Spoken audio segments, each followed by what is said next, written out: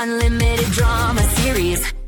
The champagne flute shattered against the hardwood floor of our Victorian house, crystal fragments catching the light from the chandelier like tiny diamonds. My fiancée Sloane had just kissed her ex-boyfriend Carter Bellamy right in front of me at our own engagement party, with tongue and everything. "It's just how I say hello to old friends, Eddie," she laughed, her perfect white teeth gleaming under the warm light. The sound of her laughter mixed with the murmur of our guests, all pretending they hadn't just witnessed what I had. I'm Eddie Granger, 35 years old, and I fix boats for a living. Not glamorous, but honest work in our little coastal Maine town. Sloane Devereaux, on the other hand, is the town's golden girl, a PR director at the fanciest marketing firm we've got, all designer clothes and perfect makeup. I always wondered what she saw in a grease monkey like me. Now I knew. Absolutely nothing. Carter stood there in his $1,000 suit, smirking like he'd just won the lottery. This guy owned half the marina, drove a vintage Porsche, and had never worked a real day in his life. Everything I wasn't, everything Sloane apparently wanted. "Well then," I said, my voice steady despite the rage building in my chest. "Let me say hello to Maya the same way."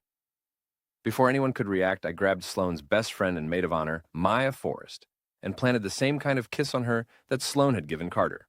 Long, deep, and definitely not friendly. Maya's eyes went wide, but she didn't pull away immediately. The party went dead silent. When I finally let Maya go, she staggered backward, her face flushed. Sloane's mouth hung open like a broken mailbox.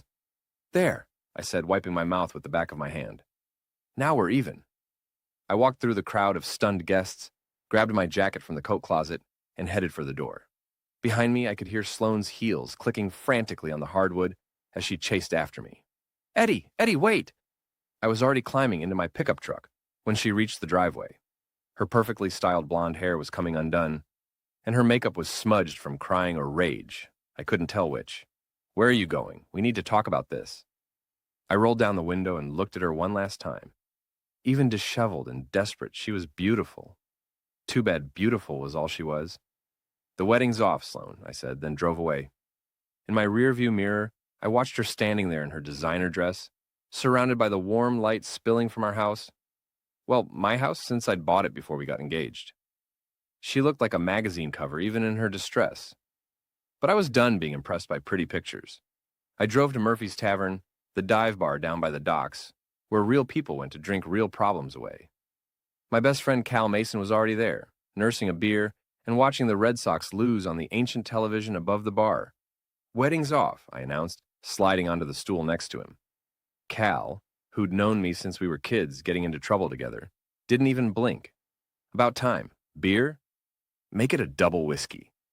Lou, the bartender who'd been serving drinks in this place since before I was born, poured me a generous glass of Jack Daniels. The amber liquid burned going down, but it was a good burn. Cleaner than what I was feeling inside. "So what finally did it?" Cal asked. "The way she ordered you around? The way she spent your money like it was water? Or did you finally figure out she's been screwing Carter Bellamy behind your back?" I nearly choked on my whiskey. "What?" Cal's weathered face cracked into a grin. "Eddie, my friend, you're about as observant as a blind bat sometimes. Half the town's been talking about it for months." The rage that had been simmering in my chest suddenly exploded into a full boil. "Months? Maya's been covering for them, setting up their little meetings. They've been using the boathouse at Carter's place every Tuesday and Thursday, while you were working late at the marina." I stared at my reflection in the mirror behind the bar. Same brown hair, same green eyes, same honest face that apparently screamed "sucker" to anyone who looked close enough. "Why didn't you tell me?" Cal shrugged. "Would you have believed me? You were head over heels for that woman. Besides, I figured you'd catch on eventually." I finished my whiskey and stood up. "I need to go home." "Eddie," Cal called after me, "whatever you're thinking about doing, maybe sleep on it first." But I was already out the door. The house was dark when I got back. Sloane's car wasn't in the driveway, which meant she was probably off somewhere crying to Maya, or maybe even running straight to Carter. Fine by me. I needed time to think. I was heading upstairs when I noticed Sloane's phone on the kitchen counter. In all the chaos, she'd forgotten it. The screen was cracked, probably from when she'd thrown it down to chase after me. I picked it up, and that's when I saw the text notification on the lock screen. From Carter. Can't wait to celebrate properly later tonight. Same place as always. My hands were shaking as I swiped to unlock the phone. Sloan had never been good with technology. Her password was still our wedding date. The irony wasn't lost on me. What I found in her messages made my stomach turn. Months of explicit texts between Sloan and Carter. Photos I never wanted to see. But worse than the sexual stuff were the messages about me. Eddie's so boring, she'd written to Carter just last week. But he's stable, and the house is almost paid off. After the wedding, I'll have access to everything. Then, we can figure out our next move. Carter's response, just a few more months, baby. Then, you can dump the grease monkey, and we'll live the life we deserve. And Maya was right there in the middle of it, coordinating their meetings, covering for Sloane's lies, even helping her pick out lingerie for her dates with Carter. I scrolled back further. The affair had been going on for 8 months. 8 months while I'd been working overtime to pay for our dream wedding. 8 months while I'd been looking at engagement rings and planning our future. There was more. Screenshots of our joint bank account that Sloane had been sending to Carter, showing him exactly how much money I had saved. Plans to use our honeymoon as a cover story, while she figured out how to divorce me and take half of everything. The last message thread was from earlier today, just hours before our engagement party. Maya. Are you sure about tonight? What if Eddie sees? Sloane. Eddie's too stupid to put 2 and 2 together. Besides, I'm tired of pretending. Let him see. Maybe it'll make the breakup easier. Carter. Can't wait to see his face. I sat there in my kitchen, staring at the phone, feeling like the biggest fool who ever lived. But as I read through more messages, something interesting started to happen. The anger was still there, burning hot in my chest, but it was getting focused, sharp, like a blade being heated and hammered into shape. They thought I was stupid. They thought I was weak. They thought they could use me up and throw me away like an old oil filter. They were about to learn just how wrong they were. I spent the rest of the night going through every message, every photo, every piece of evidence of their betrayal. By morning, I had a complete picture of their scheme, and I was already forming a plan of my own. Sloane came back around noon, looking like she'd spent the night crying. Her designer clothes were wrinkled, her makeup was gone, and her hair hung limp around her shoulders. Eddie, we need to talk, she said, standing in the doorway, like she wasn't sure she was welcome in her own home anymore. Which, technically, she wasn't. The house was in my name only. Do we? I asked, not looking up for my coffee. She sat down across from me at the kitchen table, the same table where we'd planned our wedding just a few months ago. What happened last night, I was drunk, and seeing Carter brought back old feelings. It didn't mean anything. I took a sip of my coffee and studied her face. Even now, even knowing what I knew, she was still lying to me, still playing games. Old feelings, I repeated. Yes, but they're in the past, Eddie. You're my future. You're the man I want to marry. Because I'm stable. Something flickered in her eyes. What? Because I'm stable and the house is almost paid off. And after the wedding, you'll have access to everything. The color drained from her face. Eddie, I don't know what you're talking about. I slid her phone across the table. You forgot this last night. Her hands trembled as she picked it up, and I watched her face go through a series of expressions: confusion, realization, panic, and finally, calculation. You went through my phone? Every message.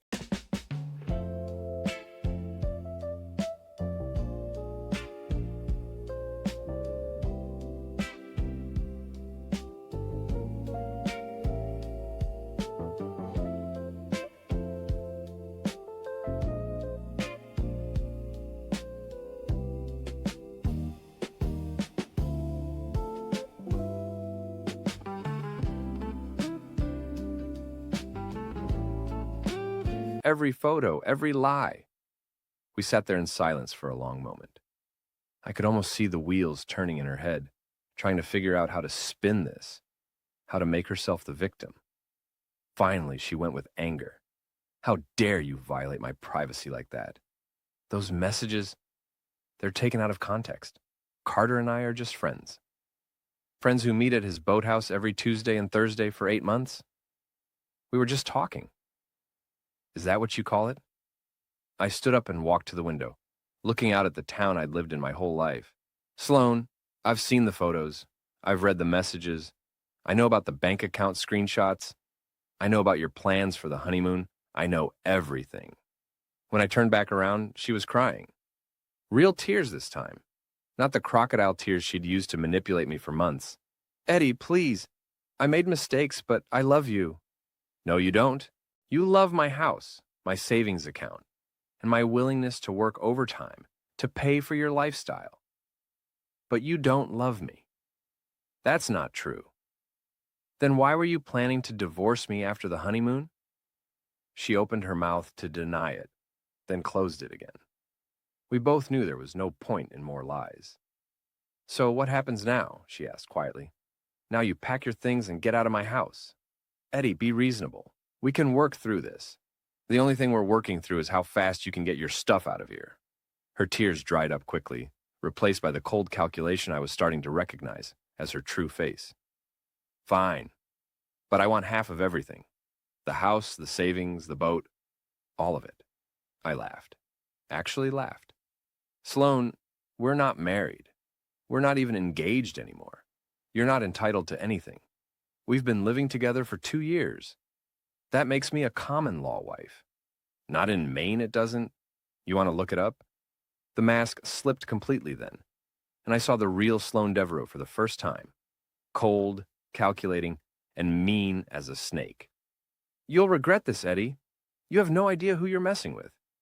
Is that a threat? It's a promise. Carter has connections in this town. We can make your life very difficult. I smiled at her, the same smile I'd given her when I proposed 6 months ago. But this time, it had teeth.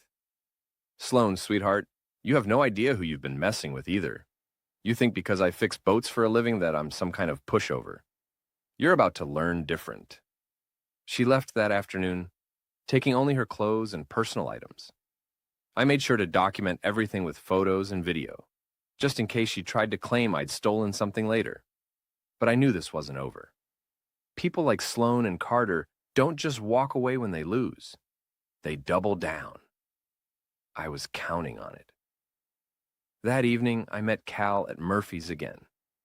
The bar was busier tonight, filled with fishermen and dock workers unwinding after a long day. The kind of honest, hard-working people I'd grown up with. So she's gone? Cal asked, sliding a beer across the table to me. For now. But she'll be back. Her and Carter both. They're not the type to just accept defeat. What are you thinking? I took a long drink of my beer and looked around the bar. These were my people. They'd known me since I was a kid, watched me build my business from nothing, respected me for my work and my word. Sloan and Carter moved in different circles, country club types who looked down on places like Murphy's and people like us. But they'd forgotten something important about small towns. Everybody talks to everybody eventually. I'm thinking it's time this town knew exactly who they've been rubbing shoulders with. Cal grinned. Now you're talking my language. What do you need? Information, dirt, anything and everything you can dig up on Carter Bellamy and his business dealings. That won't take long. Half the fishermen in here have stories about Carter screwing them over on dock fees or boat repairs. And Lou's been keeping track of his gambling debts for years. Lou, who'd been wiping down glasses behind the bar, looked up at the mention of his name. You boys talking about Carter Bellamy? We are indeed, I said. Lou's weathered face split into a grin. Well, pull up a chair. I've got stories that'll curl your hair. For the next 2 hours, I got an education in just how dirty Carter's business really was. Inflated repair bills for boat owners who couldn't afford to go elsewhere. Kickbacks from suppliers in exchange for exclusive contracts. A gambling ring that operated out of the back room of his marina office. But the best information came from Mrs. Dorsey, the town's unofficial gossip coordinator, who happened to be Lou's sister-in-law. That Carter boy thinks he's so smart, she said, settling her considerable bulk onto a bar stool. But I've seen the cars that come and go from his place at all hours. Expensive cars with out-of-state plates. And not just for social visits, if you catch my meaning. What kind of not social visits? I asked. The kind where money changes hands and nobody reports it to the IRS. Perfect. By the time I left Murphy's that night, I had enough ammunition to start a war. But I wasn't interested in a quick victory. I wanted something more satisfying. I wanted them to suffer the way they'd planned to make me suffer. Slowly, publicly, and completely. The next morning, I started making phone calls. The first call went to the IRS tip line. Anonymous, of course, but with very specific information about Carter's unreported gambling income and suspicious cash transactions. A couple spa. You took her to the place we go. It was a birthday gift. She's a friend. Friends don't get $500 couples massage. Watch more on Grammarly.com. The second call went to the Maine Department of Marine Resources, reporting suspected violations of commercial fishing regulations at Carter's Marina. The third call went to Sloane's boss at the PR firm, a man named Richard Hawthorne, who took his company's reputation very seriously. Mr. Hawthorne, this is Eddie Granger. I believe you know my former fiancée, Sloane Devereux. Eddie, yes, of course. Congratulations on your upcoming wedding. That's actually what I'm calling about. The wedding's been called off. Oh, I'm sorry to hear that. Don't be. It turns out Sloane's been having an affair with Carter Bellamy for the past 8 months. I have documentation if you're interested. There was a long pause. Documentation? Text messages, photos, bank account information she was sharing with her lover. The kind of thing that might concern a company that handles sensitive client information. Another pause. I see. Can you send me what you have? I'll email it to you within the hour. The fourth call went to Maya's fiancé, a nice guy named Tom, who worked at the bank and had no idea his future wife had been helping orchestrate an affair for months. Tom, this is Eddie Granger. We need to talk. By noon, I'd set 4 separate fires and sat back to watch them burn. The first results came faster than I'd expected. Richard Hawthorne called me back within 2 hours. Mr. Granger, I've reviewed the materials you sent. This is very concerning. Sloane has access to confidential client information, and if she's been sharing financial details with unauthorized parties. I understand your position, Mr. Hawthorne. I just thought you should know what kind of person you have representing your company. We'll be conducting an internal investigation immediately. Thank you for bringing this to our attention. The second result came that evening, when Tom showed up at my house looking like someone had run over his dog. Eddie, I need to see those messages you told me about. I showed him everything. Every text where Maya had helped coordinate Sloane and Carter's meetings. Every lie she'd told to cover for them. Every time she'd laughed about deceiving the men who loved them. Tom sat in my kitchen, staring at the evidence of his fiancée's betrayal, and I almost felt sorry for him. Almost. I can't believe she would do this, he said quietly. Believe it, Tom. The question is, what are you going to do about it? He looked up at me with the same expression I'd probably had when I first discovered the truth. I don't know. Well, take your time deciding. But if I were you, I'd think real hard about whether I wanted to marry someone who could lie that easily. Tom left with copies of all the relevant messages, and I knew Maya's world was about to come crashing down. But I was just getting started. The next morning, I drove to the marina where Carter kept his pride and joy, a 60-foot yacht called Easy Money. The name alone made me want to put my fist through something. Carter wasn't around, which was perfect for what I had in mind. I'd been fixing boats for 15 years, which meant I knew exactly how to make them stop working. I didn't do anything that would hurt anyone or cause real damage. But by the time I was done, Carter's yacht was going to need about $10,000 worth of repairs before it would run again. Sugar in the gas tank, sand in the oil, a few disconnected wires in the engine compartment. Nothing permanent, but enough to ruin his weekend and embarrass him in front of his rich friends. I was just finishing up when I heard footsteps on the dock behind me. Well, if it isn't Eddie the Grease Monkey.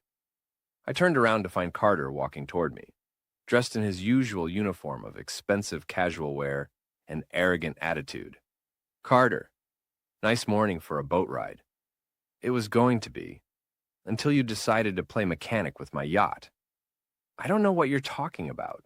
He laughed, but there was no humor in it. Please, you think I'm stupid? The day after you find out about Sloane and me, My boat mysteriously breaks down. Maybe you should take better care of your equipment. Or maybe you should mind your own business. We stood there on the dock, sizing each other up like two dogs, deciding whether to fight. Carter was taller than me and probably thought that gave him an advantage. But I'd been working with my hands my whole life, and he'd been working with his trust fund. Sloane's my business, I said. Not anymore. She's with me now. Is that what she told you? Because from what I read in her messages, she was planning to use both of us. Something flickered in Carter's eyes. Doubt, maybe, or just annoyance, that I knew more than I was supposed to. You're lying. Am I? Did you know she was planning to divorce me after the honeymoon and take half my assets? Did you know she was sending you screenshots of my bank accounts to show you how much money she'd have access to? The doubt was stronger now. Sloane loves me. Sloane loves money. Yours, mine. Doesn't matter whose. You're just the next mark in line. You're pathetic, Carter said, but his voice lacked conviction. Maybe, but at least I'm not being played by a woman who sees me as a walking ATM. Carter took a step closer, trying to intimidate me with his size. Stay away from my boat, Eddie, and stay away from Sloane. This is your only warning. Or what? Or I'll make your life very unpleasant. I have friends in this town. Important friends. I smiled at him. So do I, Carter. The difference is, mine actually like me. He stormed off, probably to call Sloane and complain about our conversation, which was exactly what I wanted him to do, because the best part of my plan was still coming. That afternoon, I got a call from Richard Hawthorne. Mr. Granger, I wanted to update you on our investigation. We've terminated Ms. Devereaux's employment effective immediately. That was fast. We don't take breaches of confidentiality lightly. And frankly, some of the messages you provided showed a disturbing lack of judgment on her part. I appreciate you taking it seriously. There's something else. We're also considering legal action. Some of the client information she shared could constitute corporate espionage. I hadn't expected that, but I wasn't complaining. I see. If we proceed, we may need you to testify about how you obtained these messages. I'll do whatever I can to help. After I hung up, I sat back in my chair and smiled. Sloane's professional life was over. In a town this small, word would spread fast that she'd been fired for sharing confidential information. No other company would touch her. But I wasn't done yet. That evening, I drove to the fanciest restaurant in town, the kind of place Carter and Sloane like to be seen at. Sure enough, they were there, sitting at a corner table, probably planning their next move. I didn't go inside.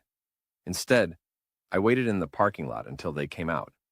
They were arguing. Even from a distance, I could see the tension in their body language. Sloane's hands were moving animatedly, and Carter kept shaking his head. As they got closer to Carter's Porsche, I could hear bits of their conversation. Told you he was smarter than you thought, Sloane was saying. Doesn't matter what he knows, Carter replied. Lost my job because of him. We'll figure something out. They got in the car and drove away, but I'd heard enough. The cracks were starting to show. Over the next few days, I watched my plan unfold like a slow-motion explosion. Maya's engagement ended when Tom confronted her with the evidence I'd provided. She tried to deny it at first, but the messages were too explicit, too detailed. Tom moved out of their apartment and started telling everyone who would listen about Maya's role in the affair.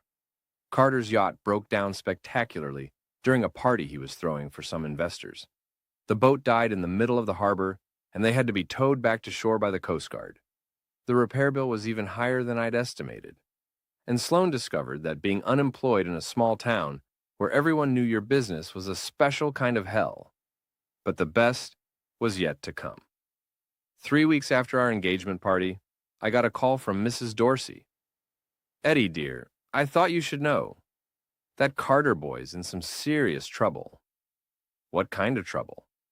The kind that involves federal agents asking questions about his business dealings. The IRS tip had paid off. They'd started investigating Carter's unreported income and discovered a whole network of tax evasion and money laundering that went back years. But I still had one more card to play. The annual Founders Day festival was coming up, and the whole town would be there. It was the perfect opportunity for a grand finale. I spent the week before the festival making preparations.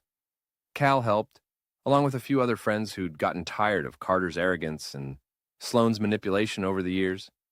The festival was held in the town square with booths selling local crafts and food, live music, and a big stage where local politicians and business leaders gave speeches about community values and small-town pride. Carter was scheduled to give one of those speeches in his capacity as president of the Chamber of Commerce. It was going to be his last official act before the federal charges came down. I made sure Sloane and Maya would be there too. A few anonymous phone calls suggesting they'd been nominated for a community service award did the trick. The festival was in full swing when I took the stage, having convinced the organizers that I had an important announcement to make about local business practices. Ladies and gentlemen, I began, looking out at the crowd of familiar faces, I want to talk to you today about trust. I could see Carter in the crowd, looking confused and annoyed that I'd taken his speaking slot. Sloane and Maya were near the front, still expecting to receive their fake award. Trust is what makes a community work, I continued. We trust our neighbors, our business partners, our friends. We trust the people we love. I paused, letting my eyes find Sloane in the crowd. But what happens when that trust is betrayed? What happens when the people we rely on are lying to us, cheating us, stealing from us? Now Carter was starting to look worried. He was pushing through the crowd, trying to get to the stage, but Cal and a few other guys were making sure he stayed put. What happens when we find out that the woman we plan to marry has been having an affair for 8 months? What happens when we discover that her lover has been running illegal gambling operations and evading taxes? What happens when we learn that her best friend has been helping coordinate their lies and deceptions? The crowd was completely silent now.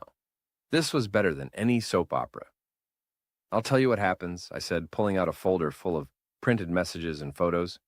The truth comes out. For the next 10 minutes, I laid out everything. Every lie, every betrayal, every scheme.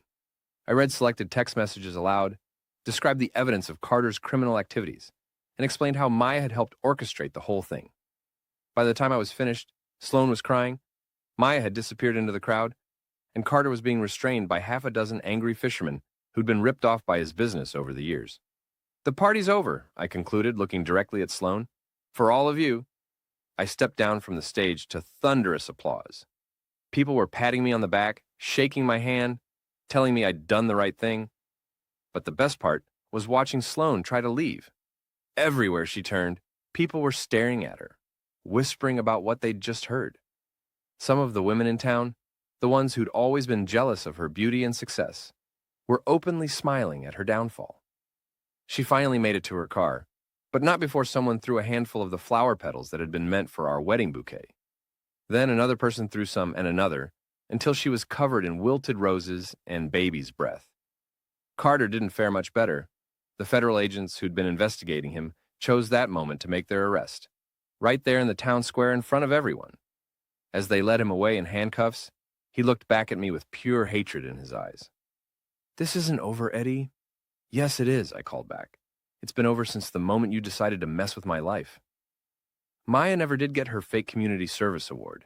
She left town the next day, probably to start over somewhere else, where people didn't know about her role in the whole mess. Sloane lasted another week before she packed up and left too.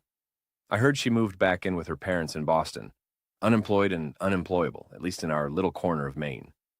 The house felt bigger with her gone, but not empty. For the first time in months, it felt like home again. I kept Sloane's engagement ring. Not for sentimental reasons, but because I'd paid for it, and I figured I might as well get something back from the whole mess. I had it reset into a nice pendant for my sister Harper, who'd been supportive through the whole ordeal. Cal and I still meet at Murphy's every Friday night, and Lou still pours a generous whiskey. But now the conversations are different. Instead of complaining about my problems, I get to listen to everyone else's stories about their own encounters with cheating partners and business rivals. I've become something of a local legend, the guy who fought back and won. People bring me their problems now, asking for advice on how to handle their own betrayals and disappointments. I always tell them the same thing. The truth has a way of coming out. Sometimes it just needs a little help. 6 months later, I heard that Carter, got 5 years in federal prison for tax evasion and money laundering. Sloan tried to visit him once, but he refused to see her. Apparently, he'd figured out that I was right about her motives. Maya got married to some guy she met online, but it didn't last. Word got back to town that her new husband had found out about her history of helping friends cheat on their partners. Trust, once broken, is hard to rebuild.